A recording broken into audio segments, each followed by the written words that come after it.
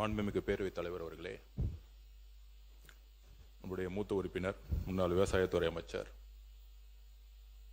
விவசாயத்துறை அமைச்சராக இருந்தனால அவருடைய துறை சார்ந்த விஷயங்களுக்கு தெரியும், நாங்கள் ஒத்துக்கொள்கிறோம். முதல்ல ஒரு ஒப்பீடுங்கிறது 5 வருஷமா ஆட்சியில் இருந்திருக்காங்க, நம்ம 3 மாசமா இருக்கிறோம். இந்த ஒப்பீடுங்கிறதே நான் தவறுன்னு சொல்ல விரும்பல, நியாயமானு கேட்கிறேன். நம்பர் 1.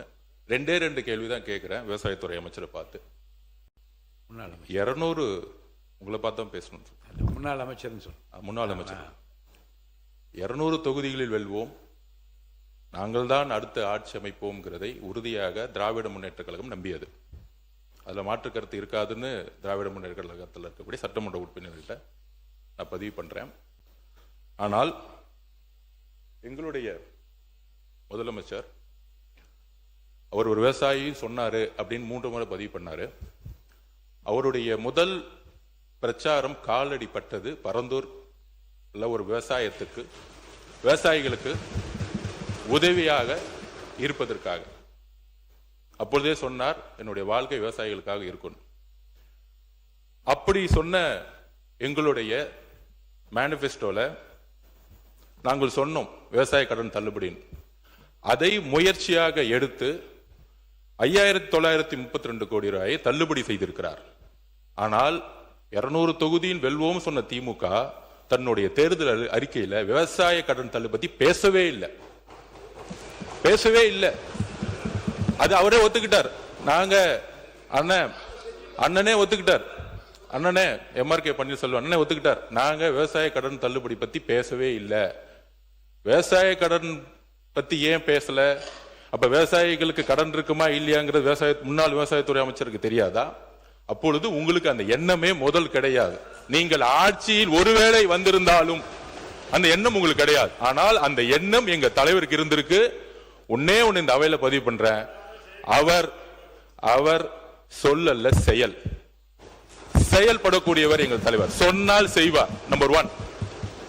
நம்பர் 2, இந்த அறிவிப்பை இப்பொழுது வரலாற்று ரீதியான ஒரு அறிவிப்பை கொடுத்தார். சன்னர் நகர் நெல்லுக்கு 2750 ரூபாய், 2600.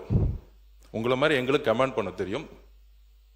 சபாநாயகர்களே, இதை நீங்கள் மரபுப்படி அவங்களும் நடந்துக்கணும் நாங்க கேட்டுக்கிறோம். ஏன்னா எங்களோட உறுப்பினர்கள் மரபுப்படி இருக்கிறாங்க.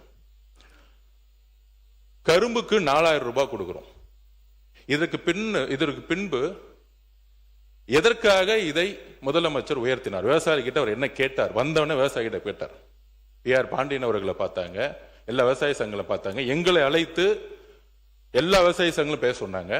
உடனடியாக ஏன் அந்த அறிவிப்பு கொடுத்தாருன்னா, நம்மளுடைய உணவுத்துறை முன்னாள் முறைத்துறை அமைச்சர் சொன்னார், நமக்கெல்லாம் ஒரு மனசாட்சின்னு ஒண்ணு இருக்கணும்.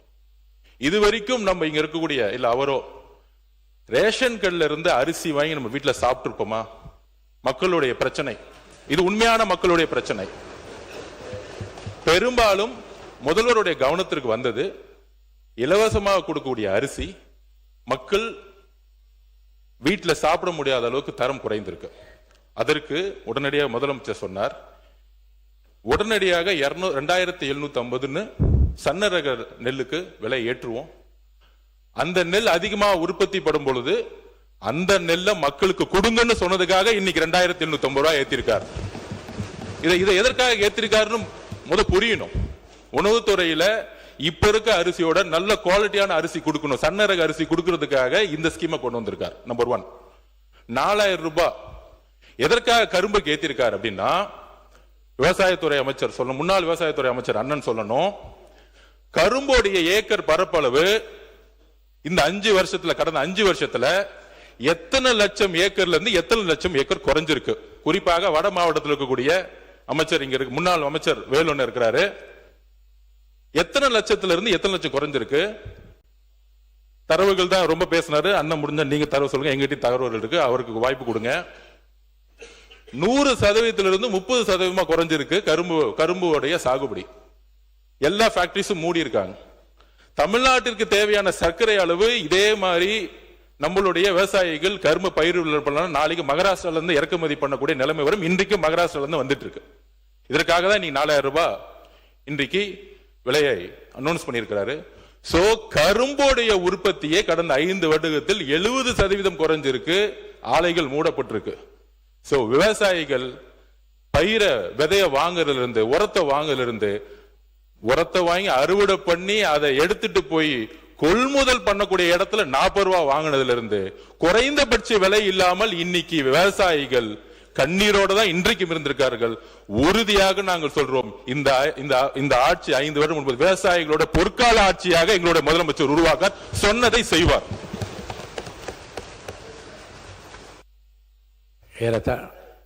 ஏறத்தாழ 1 மணி நேரமாக இந்த விவாதம் நடந்து கொண்டிருக்கிறது. நானும் ஒரு 2 மணித்துளிகள் இதை பற்றி சொல்லுவது பொருத்தம் என்று கருதுகிறேன். ஒரு சுவையான மனதில் நான் என்றும் நினைத்து கொண்டிருக்கிற ஒரு செய்தி. 1984ஆம் ஆண்டு பிப்ரவரி திங்கள் 12ஆம் நாள் புரட்சித் தலைவர் எம்ஜிஆர் அவர்களோடு காரில் பயணித்துக் கொண்டிருக்கிறேன். மேற்கு கே நகர் பக்கம் கார் போகிறது. ஒரு இடத்தில் கூட்டம் நிறைய நின்று கொண்டிருந்தார்கள். என்ன என்று கேட்டால், இதுவும் வில்லிவாக்கம் தொகுதியில் தான் வருகிறது, ரேஷன் கடை என்று நான் சொன்னேன். அப்போ காரை நிறுத்துங்கள் என்று சொன்னார். காரை நிறுத்திவிட்டு இறங்கி அந்த ரேஷன் கடைக்கு செல்கிறார். உடன் செல்கிறேன். அங்கே இருக்கிற ஸ்டூல் தான் இருந்தது. அவரே உட்கார்ந்து கொண்டார். அரிசியை கொண்டு வந்து காட்ட சொன்னார். கையில் வைத்து அரிசியை பார்த்தார். அப்புறம் என்னென்ன பொருள் இருக்குன்னா லைனில் நின்ற மக்களெல்லாம் பார்த்து, ஏன்னா ஒழுங்காக கொடுக்குறாரா, எடை சரியாக இருக்கிறதா என்று அப்படி நின்று பார்த்தவர் அந்த எடைக்கு பக்கம் பின்பக்கம் திரும்பி பார்த்தார். எதற்காக பார்த்தார் என்று உங்களுக்கெல்லாம் தெரியும். அப்புறம் அங்கேருந்து உள்ளே போனார். திரும்ப வந்தார். திரும்ப ஜனலிடம் வந்து கேட்டார், நேரத்துக்கு கடையை திறக்கிறார்களா என்று கேட்டார். அவங்க எல்லாம் வந்து கடைக்காரருக்கு பக்கமாக ஒழுங்காக திறக்கிறார்கள் என்று சொன்னார். சிரித்து கொண்டே காருக்கு வருகிற போது என் கையை பிடி சொன்னார், இது ஒழுங்காக இருக்கிற வரைக்கும் திரும்ப திரும்ப நாம் ஆட்சிக்கு வருவோம் என்று சொன்னார். அதனால தான் நீங்கள் எல்லாம் பேசுகிற போது என் நினைவுகள்லாம் பின்னோக்கி திரும்பி, அதுவும் குறிப்பாக உணவுத்துறை அமைச்சர் ரொம்ப தெளிவாக என்னென்ன மாற்றங்கள்லாம் நடந்து கொண்டிருக்கு என்று சொல்லுகிற போது, மத்திய தொகுப்பில் இருந்து தமிழ்நாட்டுக்கு அரிசி அப்போது குறைக்கப்பட்டது அவருடைய ஆட்சியில். உடனே வந்து கடற்கரையில் உண்ணாவிரதம் உட்கார்ந்தார். என்ன சொன்னார் என்றால், மத்திய தொகுப்பிலிருந்து அரிசி குறைக்கப்பட்டால் என்னுடைய ரேஷன் கடைக்கு அரிசி போக முடியாது. அப்போ ரேஷன் கடைக்கு அரிசி போகவில்லை என்றால் மக்கள் பாதிக்கப்படுவார். இன்னும் உண்ணாவிரதம் என்று உட்கார்ந்து விட்டார்.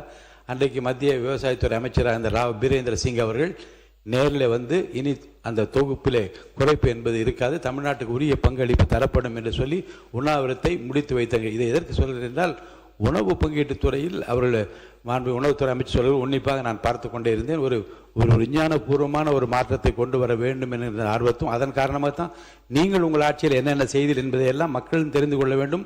அதற்குரிய மாற்றங்களை எப்படியெல்லாம் கொண்டு வந்திருக்கின்றன என்பதை மக்களுக்கு தெரிவதன் மூலமாக ஒரு தரமான அரிசியை மட்டுமல்ல, ஒரு தரமான ஆட்சியை தருவதற்கு என்ன நடந்து கொண்டிருக்கிறது என்பதை மக்களுக்கு தெளிவுபடுத்த வேண்டும் என்பதற்காகத்தான் இதை அனுமதித்துக் கொண்டே இருக்கிறேன். 1 மணி நேரம் ஆகிவிட்டது. உறுப்பினர் அவர்கள் இன்னும் இதை பற்றியெல்லாம் பேசுவதற்கு மானிய கோரிக்கைகள்லாம் வருகிறது. நன்றி கூறி முடிக்கும்படி கேட்டுக்கொள்கிறேன்.